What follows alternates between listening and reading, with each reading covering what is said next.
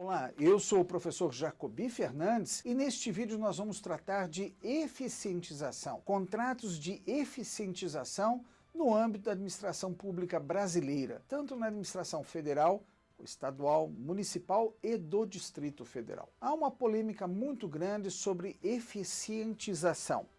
Por quê? Não é porque a gente tem o princípio da eficiência na Constituição, é porque isso se trata de contratos novos, que foram agora permitidos pela nova lei de licitações expressamente. Nosso entendimento é que ao tempo da 8666, você também podia ter contratos de eficientização, a partir da construção doutrinária sobre esse assunto. E no nosso país, nós temos uma instituição que congrega os que se dedicam aos trabalhos de eficientização. São as chamadas ESCOs, né? Que é o resumo de uma sigla em inglês, e aqui a gente tem empresas de serviços de energia, por exemplo, é uma ESCO. A ideia é que a reunião das empresas de eficientização pode trazer muito em favor do serviço público brasileiro. E agora, no artigo 39 da Lei de Licitações, foi colocado expressamente, inclusive por sugestão, nós participamos da construção da sugestão em mais de uma audiência pública, sobre como tratar esses contratos. Vamos a algumas ideias e talvez a gente tenha agora um outro vídeo ou outros vídeos na nossa playlist sobre este assunto. Primeira observação, contrato de eficientização é o único contrato em que você tem um critério de julgamento diferente. Nas licitações você tem o critério de menor preço, de maior lance, aqui você tem maior retorno econômico. Esse é o critério de julgamento. E outra diferença, na licitação o licitante apresenta a proposta de trabalho e a proposta de preços. A proposta de trabalho diz, por exemplo, se for um contrato de eficientização de energia, olha, eu consigo reduzir a conta de energia em 30%. Para fazer isso, eu vou trocar as lâmpadas por LED. E tem uma outra empresa que diz, eu consigo ter uma eficientização, uma redução da conta de energia em 80%.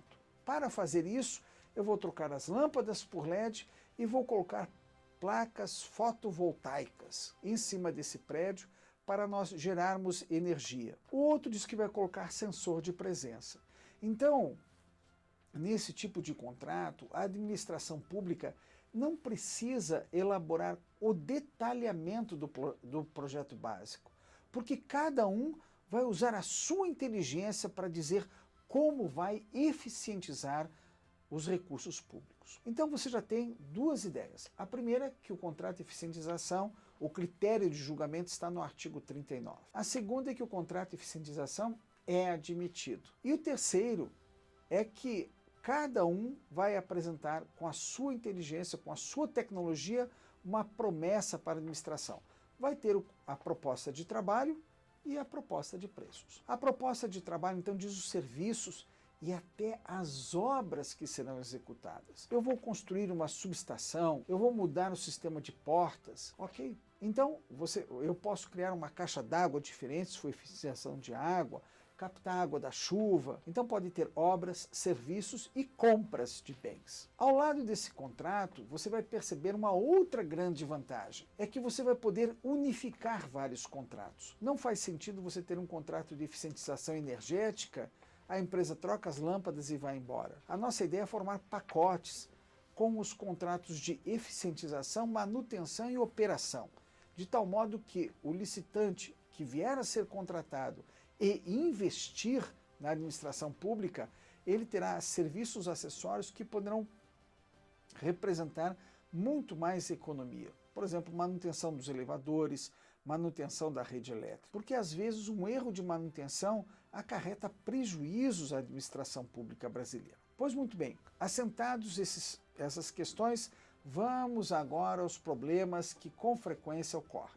A primeira delas é, eu não tenho dotação para pagar essa empresa. Eu que realmente acho muito interessante, Jacobi, a sua ideia está na lei, mas eu não tenho dinheiro para pagar. O dinheiro é a própria economia.